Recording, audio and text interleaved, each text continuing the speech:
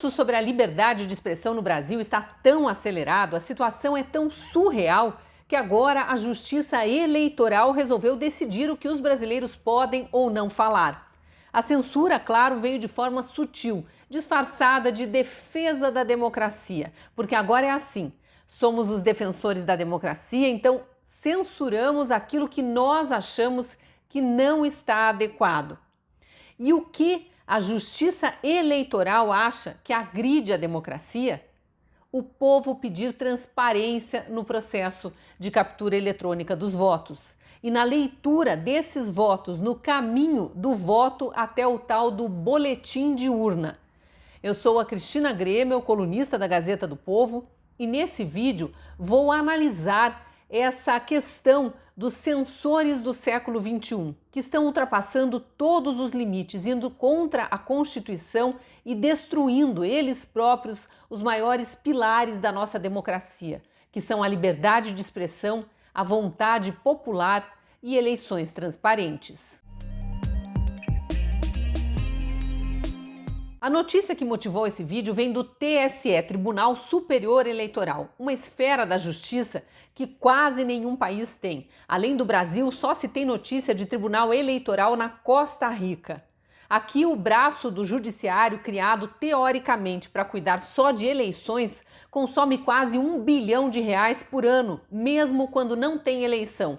Isso é dinheiro que vai para pagar salários de servidores, de aposentados, de prestadores de serviços, além de contas de água, luz, telefone, internet, material de limpeza, de escritório e por aí vai. Como esta corte eleitoral é composta por ministros que também são do STF, parece que os arbítrios cometidos por integrantes lá da outra corte, o STF, e que foram sendo ignorados pelo Senado, que deveria colocar freios em juízes quando eles extrapolam suas funções, parece que esses arbítrios inspiraram agora o TSE, Tribunal Eleitoral, foram importados pela Corte Eleitoral, porque agora juízes eleitorais, que no TSE também têm status de ministros, estão tentando legislar, atuar como acusadores e não como julgadores, que efetivamente são julgadores eleitorais no caso. Todo mundo ficou sabendo, que o corregedor-geral do TSE, ministro Luiz Felipe Salomão, deu ordem para uma empresa privada, o YouTube, punir produtores de conteúdo, usuários da plataforma, por suposta divulgação de notícias falsas. A primeira coisa a considerar aí é que não existe o crime de fake news no Brasil e estão atribuindo falsidade à opinião, o que jamais deveria ser feito. Afinal, em se tratando de opinião, cada um tem a sua verdade. A segunda consideração importante é que, no despacho que pede a desmonetização dos canais, o ministro não faz menção a nenhum vídeo em específico. Então, os donos de canais, todos por acaso influenciadores digitais conservadores, que ousaram publicar ou comentar vídeos sobre o sistema eleitoral brasileiro, vão perder 100% do conteúdo já publicado, vão deixar de ter monetização sobre esses vídeos. Todos os vídeos sofrem punição porque um ou outro pode ter divulgado alguma notícia que o TSE considerou falsa? E se você é daqueles adeptos da tirania que estão aplaudindo todas essas decisões absurdas vindas de cortes superiores, dizendo que esses canais precisam mesmo ser punidos, silenciados, pouco importa se tenham cometido mesmo algum crime ou se a ordem partiu de quem não tem competência para fazer isso, pode desistir de seguir me acompanhando, porque eu vou questionar essa aberração jurídica e defender a liberdade de expressão. E não adianta dizer, mas que exagero, ninguém foi censurado, o TSE só mandou desmonetizar os canais, eles podem continuar falando o que quiserem. Isso foi sim censura, uma tentativa de calar vozes que questionam, de impor um pensamento único e de impor medo, de impedir o debate, interditar todas as discussões. O que o TSE fez foi fingir que não estava censurando ninguém, que a democracia não foi atingida e que as instituições estão funcionando para disfarçar a tirania. Deixou que os canais continuem no ar, mas asfixiou a fonte de receitas que paga todos os profissionais envolvidos na produção de conteúdo. O TSE não mandou mesmo o YouTube apagar vídeos ou retirar os canais do ar. Ao menos, por enquanto, não mandou isso. Mandou apenas suspender a monetização, ou seja, cortar o salário, o meio de vida dos produtores de conteúdo que ousaram questionar a fragilidade do nosso sistema eleitoral. Isso é sim tentativa de calar as vozes que trazem perguntas inconvenientes sobre as urnas eletrônicas, nas quais parte considerável da população já não confia mais. Sem dizer que a geração de conteúdo, a geração de vídeos, de monetização, faz com que essas pessoas dediquem muito tempo da sua vida a isso. E se não tiverem a monetização, vão ter que ir atrás de outro serviço. Não terão mais como passar o dia escrevendo roteiros, editando, publicando vídeos de opinião. Então, é censura, sim. É importante lembrar que tudo isso começou em 2014, quando eleitores e até partidos políticos levantaram suspeitas sobre a reeleição da ex-presidente Dilma, depois de uma apuração muito estranha, em que a curva de desempenho dela nas urnas de repente mudou e assumiu um padrão impossível de se explicar no universo das estatísticas. Vários profissionais de estatística, de processamento de dados e análise de sistemas passaram a estudar aquela eleição e a publicar vídeos e artigos divulgando seus estudos e questionando o sistema eleitoral brasileiro. Esses vídeos continuam no ar, ninguém foi censurado por causa deles ou sequer classificado como produtor de fake news.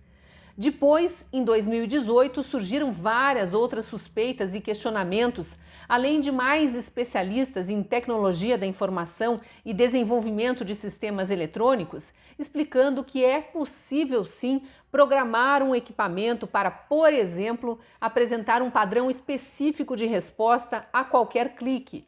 Esses vídeos e denúncias foram resgatados pelo presidente Jair Bolsonaro recentemente, porque ele vinha falando disso. E como foi pressionado pelo STF a apresentar provas do que dizia, trouxe tudo à tona numa live. Dias depois, ele deu aquela entrevista ao programa Pingos nos Is da Rádio Jovem Pan, apresentando um inquérito até então sigiloso da Polícia Federal que investiga uma invasão hacker no sistema do TSE em 2018. Foram essas informações passadas pelo presidente que os influenciadores digitais, agora perseguidos pelo TSE, divulgaram em seus canais. Eu não vou me alongar discutindo as dúvidas que pairam sobre o sistema eleitoral brasileiro, nem falar sobre as 3 leis implantando o voto impresso no Brasil que foram aprovadas por maioria absoluta dos deputados num passado recente. Deputados que agora do nada mudaram de opinião quando o assunto voltou a ser discutido no Congresso e passaram a achar que as urnas são super seguras e que a discussão sobre a necessidade de voto impresso auditável é desnecessária. Também não preciso me estender lembrando que ministros do STF praticaram ativismo político explícito quando se reuniram com líderes de partidos na Câmara dos Deputados e que depois disso os partidos substituíram integrantes da comissão especial que estava analisando a PEC do voto impresso e com essa manobra afastaram deputados favoráveis à ideia e mais tarde substituíram por deputados que são contrários às eleições mais transparentes. Outra coisa que eu não preciso ficar relembrando é o teatro promovido pelo presidente da Câmara, Arthur Lira, levando a votação dessa PEC a plenário depois que ela foi derrotada na comissão especial. Com isso, ele fez parecer que a vontade da população seria respeitada, já que parte considerável dos eleitores pede, o voto impresso auditável. O plenário todo, que representa o povo, seria então ouvido. Só que a votação no plenário foi feita de forma assoberbada, apressada, de um dia para o outro, sem que houvesse tempo para se discutir melhor o assunto que já estava tão contaminado por manobras inconstitucionais de ministros de cortes superiores. E o ativismo político de membros do judiciário é proibido pela Constituição. Mas voltando ao ponto principal, esse vídeo é para repudiar a tentativa de agora do TSE de calar vozes que defendem de verdade a democracia, que pedem eleições mais transparentes, e para repudiar uma segunda notícia preocupante que veio na sequência, a de que o TSE não se contentou apenas em exigir a desmonetização de canais conservadores, quer também impedir o YouTube e as redes sociais de permitir que os brasileiros sequer falem de política nessas plataformas em ano eleitoral. É censura pesada sendo proposta já para o ano que vem, 2022. Ataque à liberdade de expressão. O negócio está tão absurdo que alguns senadores já se movimentam para pressionar o presidente do Senado, Rodrigo Pacheco, a cumprir um papel que cabe apenas a ele e que ele vem dizendo que não pretende cumprir: colocar em votação pedidos de impeachment de ministros do STF que extrapolam suas funções e cometem crime de responsabilidade ao praticar ativismo político ou desrespeitar a Constituição. E eles vêm fazendo isso. Eu estou falando aqui da ditadura da toga que a gente vive hoje no país.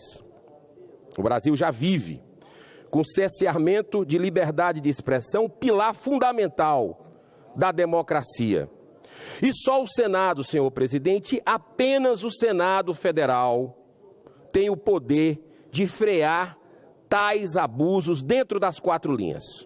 E a sociedade espera que o Senado cumpra seu papel, sua prerrogativa constitucional. Não cabe omissão neste grave momento de crise institucional que a gente vive. É pela paz, é pelo bem, é pela verdade. E fundamental, senhor presidente, que a gente possa deliberar. Isso não quer dizer que vá, de maneira nenhuma, chegar a um impeachment. É deliberar sobre esse assunto. Ontem eu vi um colega citando que, olha, mas isso aí é uma coisa que a gente não pode dar cabimento ao que o presidente da República coloca. Olha, não se trata de presidente da República. Eu tenho muitas críticas ao presidente da República. Já fiz isso aqui, já fiz na CPI da pandemia, senador Romário. Mas, efetivamente, desde o início do meu mandato eu mantenho a coerência. Porque essa é uma demanda legítima da sociedade brasileira, que haja análise desses pedidos de impeachment. E é esse apelo que eu faço nesse momento tão importante que vive a nossa nação. Que Deus abençoe, nos inspire, nos guie, para que a gente possa sinalizar, depois de 132 anos da República, com esse tipo de atitude que pode frear, sim, pode frear algumas perseguições, pode frear algumas atitudes antidemocráticas, no meu modo de entender, respeito quem pensa diferente, que os tribunais superiores têm tido ultimamente, legislando, invadindo competências. Chegou a hora do Senado mostrar uma posição firme com relação a isso. Muito obrigado pela tolerância, senhor presidente Rodrigo Pacheco. Muito obrigado. No Twitter, o senador Rodrigo Pacheco, presidente do Senado, tentou colocar panos quentes, dizendo que a democracia do país não pode ser questionada da forma como vem sendo.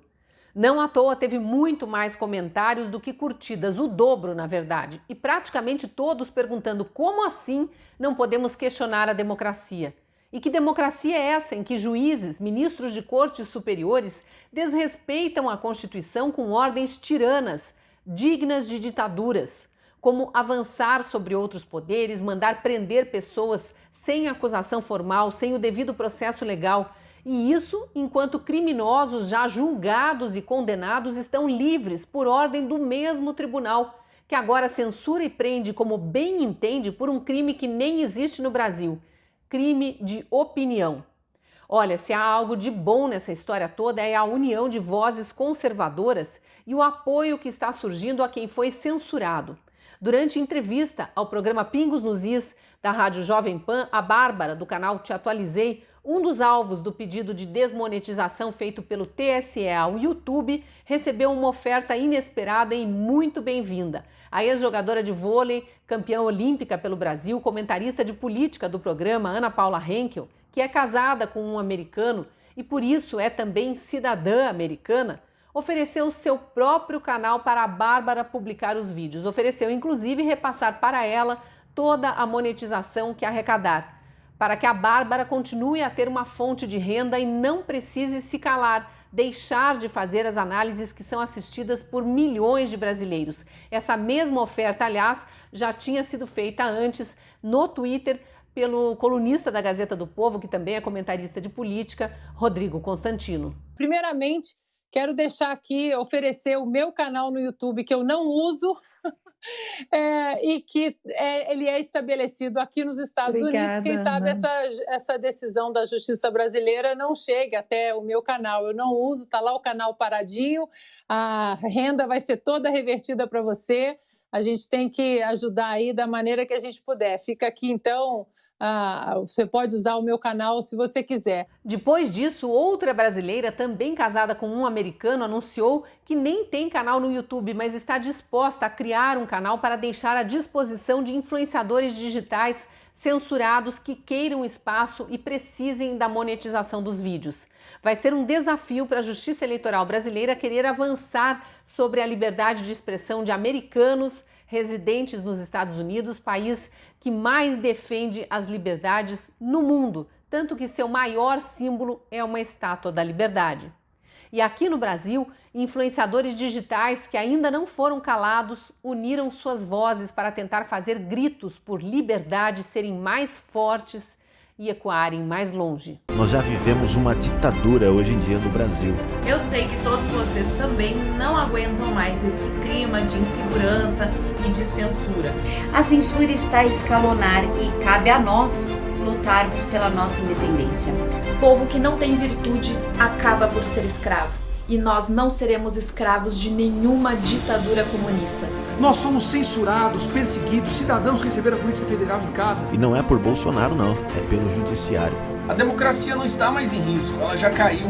Nós estamos reféns de poderosos autoritários que estão destruindo a nossa liberdade. Quem acusava que Jair Bolsonaro, quando assumisse o poder, iria acabar com a democracia, é justamente aquele que hoje em dia está colocando ela em risco. O que está acontecendo com a nossa justiça se tornando injusta? O lugar de brasileiro que preza por sua liberdade é nas ruas.